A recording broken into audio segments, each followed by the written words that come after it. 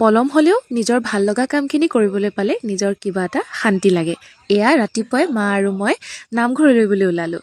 আৰু এই ভিডিঅ'খিনি যিহেতু সিদিনাখন ভাওনা নামৰে হয়, কাৰণ ইমান সময় সুবিধা উলিয়াই মই ভিডিঅ'খিনি কৰি ৰাখিছিলোঁ, গতিকে নিশ্চয় আপোনালোকৰ কাৰণে আগনবঢ়োৱাকৈ থাকিব নোৱাৰোঁ। সেইকাৰণে আজি ভাবিলোঁ এই শেষৰটি ভিডিঅ' আপোনালোকৰ বাবে আগবঢ়াওঁ। আচলতে শেষৰটি মানে মোৰ শেষৰটি ভিডিঅ' নহয়, আচলতে এই ভাওনাৰ শেষৰটি ভিডিঅ'। আৰু আপোনালোকে মোৰ ভিডিঅ'টো শেষলৈকে চাব বুলি আশা ৰাখিলোঁ।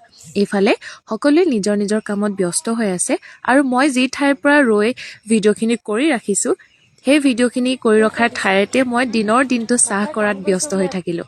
আৰু এইফালে আকৌ আমাৰ কাম কৰাৰ প্ৰমাণো ৰাখিব লাগে বুলি। আৰু আনফালে এইফালে ভকতসৱে নামত বহিবলৈ লৈছে।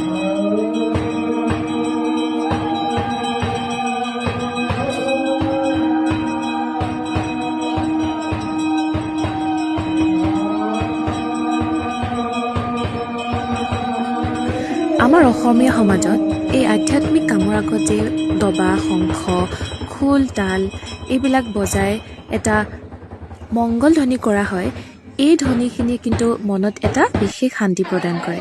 আৰু এয়া ইফালে আমাৰ মহিলাসকলৰ কামৰ শেষত সকলো একেলগে খাইছে আৰু অকণমান ধেমালি। প্ৰমাণটো ৰাখি থৈছো ধুনীয়াকে।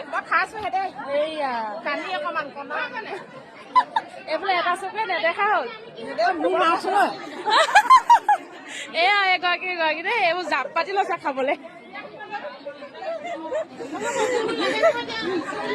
এইফালে পাইছেনে বাৰু? পাইছেনে?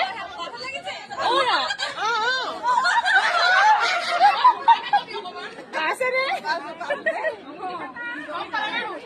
চব পালে নাই? বগা পিঠা একদম দেই, প্ৰমাণটো ৰাখি থৈছো। সেয়াই সকলো একেদৰে কাম বন কৰি আজৰি হৈ এইদৰে অকণমান ধেমালি কৰিলোঁ। তাৰপিছতে হৈছে এতিয়া বিদায় পৰ্ব, সকলোৱে বিদায় পৰ্ব হ'ল। আৰু দিনৰ ভাগৰ যি নামষাৰ গাবলৈ নিমন্ত্ৰণ জনোৱা হৈছিলে আমাৰ সকলোৰে চিনাকি শ্ৰদ্ধাৰ শ্ৰী হীৰেণ বাৰুৱতীদেৱ, তেওঁ হৈছে এগৰাকী নামাচাৰ্য, সকলোৱে চিনি পায়। খুব ভাল লাগিলে। আৰু এয়াই বিদায় পৰ্ব সময়ত সকলোৱে সেৱা জনাই এইদৰে তেওঁলোকক বিদায় দিয়া হ'ল।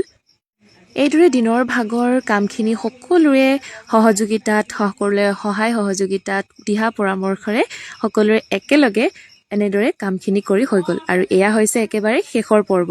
নামঘৰ ভাগ চাফা চিকুণ কৰি আকৌ যিহেতু ৰাতিলৈ আহিব লাগিব, গতিকে আপোনালোকে বাকীবিলাক ভিডিঅ' চাই কেনেকুৱা পালে নিশ্চয় এটা কমেণ্ট কৰি জনাব।